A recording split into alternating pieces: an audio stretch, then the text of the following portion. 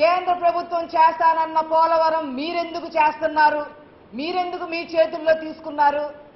మీరు ఏ అవినీతికి పాల్పడటానికి మీరు ఇలా చేశారు అని చెప్పి అవగాహన లేకుండా రాహుల్ గాంధీ గారు మాట్లాడుతున్నారు.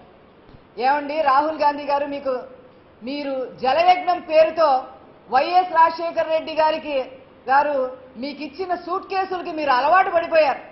రాహుల్ గాంధీ గారికి సూట్ కేసులు అందించడంతో ఆ పోలవరంలో వచ్చిన సంపాదన అంతా మీకు తెలుసు. అదే బాటలో మరి మిగతా పార్టీలు కూడా ఉంటాయి అనే మీరు అనుకుని అలా అవాకులు చవాకులు మాట్లాడుతూ ఉన్నారు. అది కరెక్ట్ కాదు.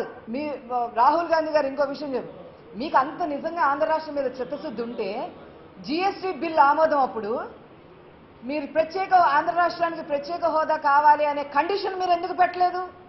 కనీసం ఒక ప్రెస్ మీట్ అయినా ఎందుకు పెట్టలేదు?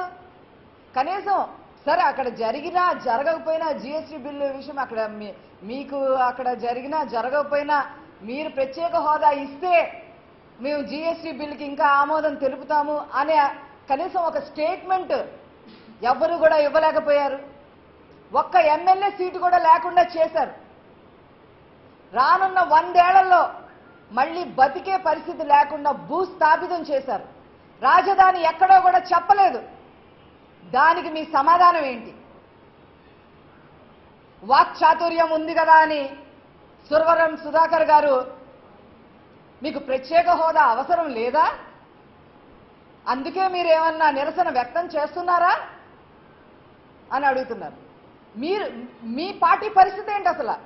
100కి 2 సీట్లు ఇస్తామన్నా ఏ పార్టీ అమ్మటైనా జతగెట్టే పార్టీ మీది. దానికి నిదర్శనం ఖమ్మం ఎలక్షనే. పోయినసారి సీట్ ఇస్తాము, 1 సీట్ ఇస్తాము, 2 సీట్లు ఇస్తాము అంటే చాలు ఏ పార్టీతో అయినా కలిసిపోతారు, చివరికి పాకిస్తాన్తో కూడా కలిసిపోతారు. ఈ రోజు మీరా మాట్లాడేది చంద్రబాబు నాయుడు గారి యొక్క నిబద్ధత గురించి.